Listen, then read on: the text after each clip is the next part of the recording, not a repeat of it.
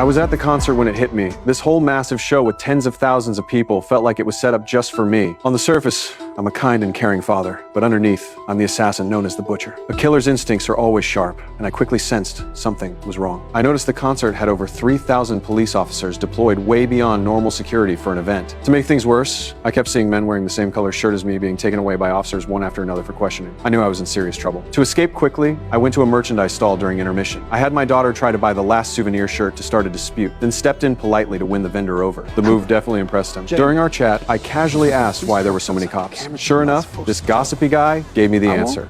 You know the Butcher? Well, the feds or whatever heard that he's gonna be here today. So they set up a trap for him. This whole concert? It's a trap.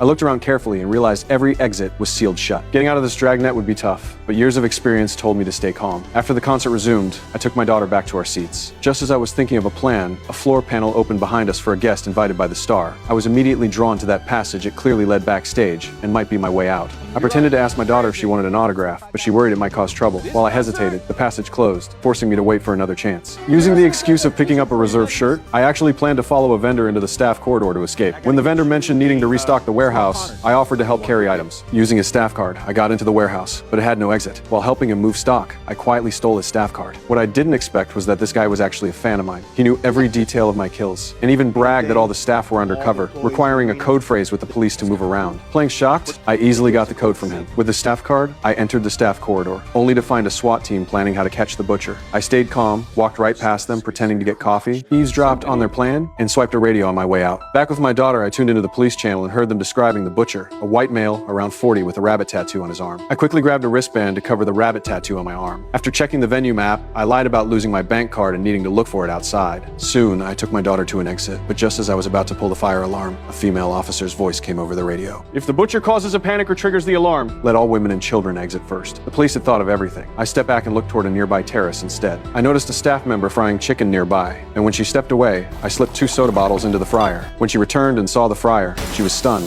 In the commotion, I put on an apron and headed to the terrace, but 2 officers approached me. I quickly explained I was just getting some air after the fryer incident. Hearing the same update on their radios, they bought it. Back at the concert, I grew more anxious until the star announced she'd pick a fan to sing with her on stage. I knew this was my chance to get backstage without raising suspicion. I found an event staffer and lied, saying my daughter had leukemia and her only wish was to sing with her idol. Once again, my acting skills were flawless, the staff believed me, and my daughter was chosen as her parent. I was allowed backstage without question. Right then, the radio crackled again. Since they still hadn't found the Butcher, police now suspected he might be disguised as staff. Just as I thought I was trapped,